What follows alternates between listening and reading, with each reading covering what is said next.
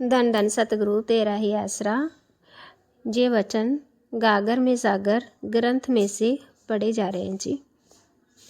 अंदर की कमाई। तुलसी साहब जी फरमाते हैं,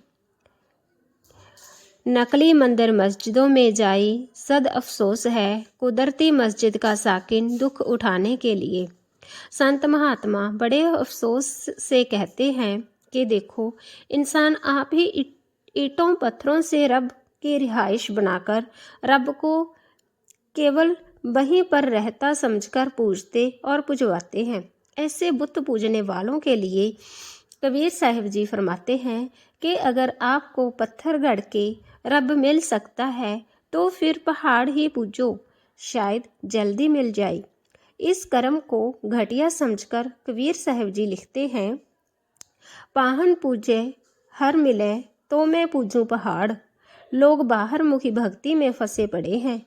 इस प्रकार प्रभु आज तक ना किसी को मिला है और ना ही मिलेगा, क्योंकि वह हमारे अंदर ही है। इसके बारे में कबीर साहिब जी कहते हैं, तुर्क मसीते हिंदू देहरे आप आपको धाये, अलख पुरुष घट भीतरे ताके मरहम न पाई। कई लोग पुण्य दान पाठ होम यज्ञ व्रत तीर्थ देवी देवताओं की पूजा पशु वृक्षों सांप की पूजा या अन्य कर्मकांड करके रब को पाना चाहते हैं।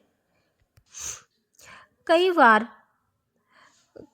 घर वार बाल बच्चों को छोड़कर साधु बन जाते हैं। जरा सोचो, घर वार छोड़कर हमने क्या छोड़ा? रोटी कपड़ा मकान इंसान से मिलना जुलना आदि?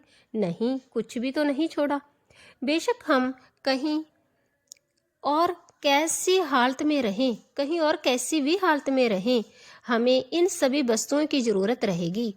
हाँ, छोड़ी तो केवल एक वस्तु, हक हलाल की कमाई से गुजारा करना, और लोगों पर बोझ बन गई।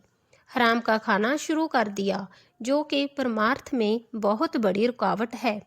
मन दुश्मन ने बाहर जंगलों में भी पीछा ना छोड़ा, क्योंकि हमारी असल लड़ाई तो मन से ही है। भक्ति का भाव ही मन को वश करना है, पर मन नाम की केवल अंतर्मुखी कमाई से ही वश में आ सकता है। इसीलिए ही सभी संत महात्माओं ने इन सभी बाहरमुखी साधनों को बेकार बताया है। हम दुनिया में कहीं भी चले जाएं, सच्चाई हमेशा एक ही होगी। इसलिए अंग्रेजों की धार्मिक पुस्तक बाइबल में भी यही फरमाया है कि मालिक हमारे सब के अंदर है, शरीर ही जिंदा रब की मंदिर है। फकीर बुल्ले शाह जी भी बाहरमुखी सब साधनों कर्म कांडों को फलहीन बताकर शरीर के अंदर से ही मालिक को पाने का अपना तजुर्बा बयान करते हैं। जो लोग अंदर की कमाई छोड़कर परमात्मा को बाहर से ढूंढते हैं, संत महात्मा उनको भ्रम में फंसे हुए बताते हैं। इसके प्रति श्री गुरु अर्जन देव जी फरमाते हैं, सब कुछ घर में बाहर नहीं, बाहर टोले सो भरम बुलाई। एक संगत 71 ग्रह बसते मिलवात न करते भाई।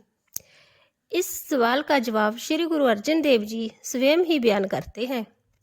अंतर अलख न जाई लिखिया बिच पर्दा होमे पाई। हे भाई, हम और वह मालिक तो एक ही है, पर हम अपनी हस्ती अलग बनाए बैठे हैं। हमारे अंदर मैं की बू है। किसी पूर्ण महात्मा की शरण में जाकर मैं खत्म हो तो मालिक के दर्शन हो। इस बाबत बुल्ले शाह जी कहते हैं, जीवन मुक्त सो अखिए जिस विच होमे जाई। यह सभी ख्याल होमे ख्वाहिशों तब ही दूर हो सकते हैं अगर हम किसी पूरे सतगुर से नाम लेकर सिमरन करें। इस नाम की कमाई से शरीर पांवों से ऊपर की तरफ धीरे धीरे सुन्न होना आरंभ हो जाता है। रूह सिमटकर दोनों आंखों के बीच तीसरे तिल पर इकट्ठी होनी शुरू हो जाती है। नज़ारे दिखने लगते हैं जिनका बयान ही नहीं किया जा सकता। इन बातों का बाहरी कानों आंखों से कोई संबंध नहीं। इसका संबंध नृत्य और सुरत दो ताकतों से है, जिसका काम देखना व सुनना है।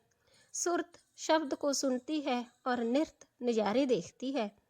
इसके प्रति श्री गुरु अंगद देव जी फरमाते हैं, अखई वाजो देखना बिन कन्नी सुनना। यह सब कुछ उसी प्रकार होता है जैसे कोई आदमी मृत्यु समय शरीर छोड़ता है। अंतर केवल यही है कि भजन में बैठे इंसान को प्राण तो काम करते रहते हैं, केवल रूह सिमटती है, पर मरने वाले के प्राण भी रूह के साथ निकल जाते हैं। श्री गुरु अर्जन देव जी फरमाते हैं, जीवत मरे बूझे प्रभ सेई।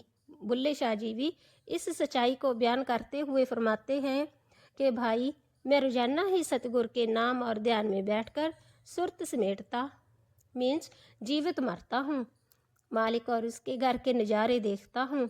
अपनी बाणी के द्वारा फरमाते हैं, नित नित मरा ते नित नित जीवा, मेरा नित नित कूच मुकाम। श्री गुरु नानक देव जी जीते जी मरकर अंदर से ही मालिक को पाना असली भक्ति मानते हैं। फरमाते हैं, नानक जीवत्या मरे रहिए, ऐसा जोग कमाइए। धन धन सतगुरु तेरा ही आसरा।